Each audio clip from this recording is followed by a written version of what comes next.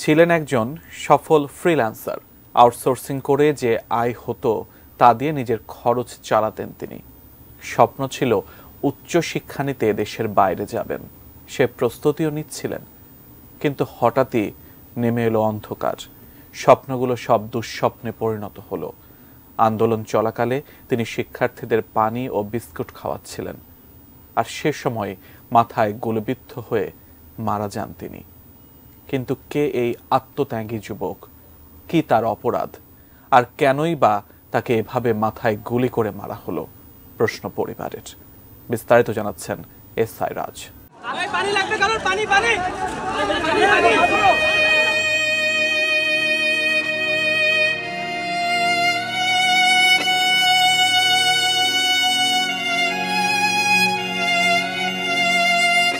এবারের কোটা সংস্কার আন্দোলনে একেবারে প্রথম দিকে নিহত হন সফল ফ্রিল্যান্সার মীর মাহফুজুর রহমান মুগ্ধ। বাংলাদেশ ইউনিভার্সিটি অব প্রফেশনালস তথা বিইউপিতে পড়ুয়া এমবিএর শিক্ষার্থী ছিলেন তিনি। খুলনা বিশ্ববিদ্যালয় থেকে গণিতে স্নাতক শেষে উচ্চতর শিক্ষা গ্রহণের পাশাপাশি ফ্রিল্যান্সিং করতেন তিনি। সোশ্যাল মিডিয়ায় পরিচিত ছিলেন মীর মুগ্ধ নামে। দেশপ্রেম আর মানবতার চেতনায় উজ্জীবিত এই তরুণ জড়িত ছিলেন স্কাউটিংয়েও। তবে কোটা সংস্কার আন্দোলন চলাকালে মাথায় গুলিবিদ্ধ হয়ে ঝরে গেছে এই তাজা প্রাণ। গুলিবিদ্ধ হওয়ার কিছুক্ষণ আগের একটি ভিডিওতে দেখা যায় ধোঁয়ায় আচ্ছন্ন সড়কে ছোটাছুটি করছেন শিক্ষার্থীরা। এর মধ্যে হাতে পানি ভর্তি বাক্স ও বিস্কুট নিয়ে ছুটছেন মুগ্ধ। ছাত্রদের ডেকে ডেকে বলছেন, পানি লাগবে কারো, পানি। ভিডিওতে দেখা যায় অনেকেই তার কাছ থেকে পানি পান করছেন। কাঁদানে গ্যাসের ঝাঁঝালো ধোঁয়ায় বেশ কয়েকবার চোখ মুছতেও দেখা যায় মুগ্ধকে।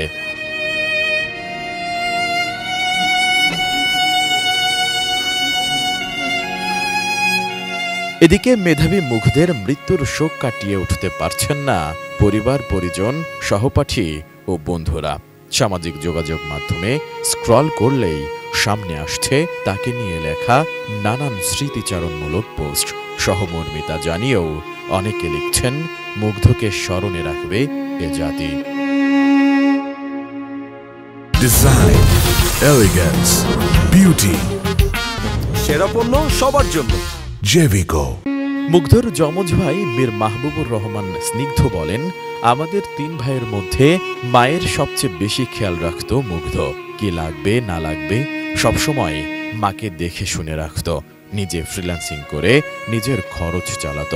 আমরা মানসিকভাবে মেনে নেওয়ার চেষ্টা করছি, কিন্তু মা এখনো কেঁদে চলেছেন। আর বাবা তো কথা বলতে গেলেই ভাষা হারিয়ে ফেলছেন। ও তো আমার শুধুমাত্র ভাই না, মানে আমার বন্ধু বলেন, বেস্ট ফ্রেন্ড বলেন, ভাই বলেন, সবই ও ছিল।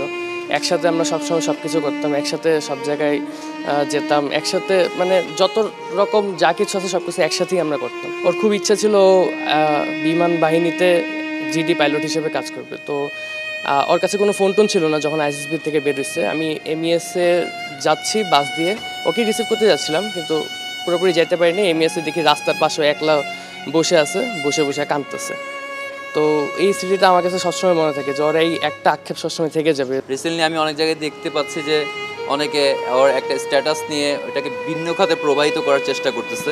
হ্যাঁ, আমার রিকোয়েস্ট, আমার পরিবারের পক্ষ থেকে একটা রিকোয়েস্ট, যাতে ওকে কোনো খাতে কোনো প্রবাহিত করা না হয়, কোনো ভিন্ন খাতে প্রবাহিত করা না হয়, সেটা আমাদের কাছে সবচেয়ে খারাপ লাগবে।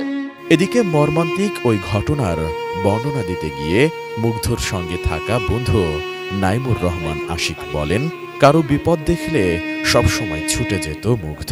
উত্তরায় ছাত্রদের ওপর হামলা হচ্ছে শুনে অন্য বন্ধুদের নিয়ে ছুটে যান তাদের পাশে দাঁড়ানোর জন্য। ওই দিন অনেককেই হাসপাতালে নিয়ে গেছি আমি ও মুগ্ধ। বিকেল 6টার দিকে ছাত্রদের মাঝে পানি ও বিস্কুট দিয়ে সড়ক ডিভাইডারে বসে বিশ্রাম নিচ্ছিলাম। হঠাৎ রাজুক কমার্শিয়ালের সামনে থেকে পুলিশ গুলি করতে করতে এগিয়ে এলে সবার সঙ্গে আমরাও দৌড় দেই। হঠাৎ দেখি গুলি লাগাই সড়কে পড়ে গেছে মুগ্ধ। তার কপালে গুলি লেগে ডান কানের নিচ দিয়ে বেরিয়ে যায়। আমরা 3 জন ছিলাম বসা। আমার মুগ্ধর খুলনা ইউনিভার্সিটির একটা বন্ধু এসেছিল, নাম জাকির। ও ছিল সবার প্রথমে, দ্বিতীয়ত ছিল মুগ্ধ এবং সবার শেষে ছিলাম আমি। জাকির সাথে সাথে উঠে যায় এবং দৌড় দেয়।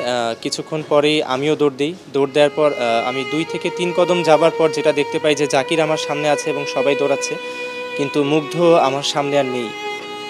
তখন আমি ওই জায়গাতেই থেমে যাই এবং ঘুরে তাকিয়ে দেখতে পেলাম যেটা যে মুগ্ধর হাতে সেই পানির বোতল, বিস্কিটের ব্যাগ, সেই অবস্থাতেই মুগ্ধ মাটিতে পড়ে যাচ্ছে এবং আমার দিকে তাকিয়ে আছে।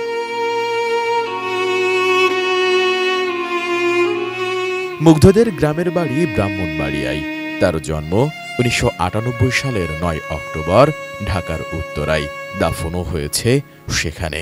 উত্তরার ইসলামিক এডুকেশন সোসাইটি থেকে প্রাইমারি এবং Uttara high school and college থেকে এসএসসি ও এইচএসসি সম্পন্ন করেন তিনি। 2019 সালে ভর্তি হন খুলনা বিশ্ববিদ্যালয়ের গণিত বিভাগে। লেখাপড়ার পাশাপাশি ভালো ফুটবলও খেলতেন মুগ্ধ। গায়ক, গিটারিস্ট বা সংগঠক হিসেবেও সুনাম রয়েছে তার। এমন এক টকবকে যুবকের এহেন করুণ মৃত্যু কাঁদিয়েছে অনেককেই।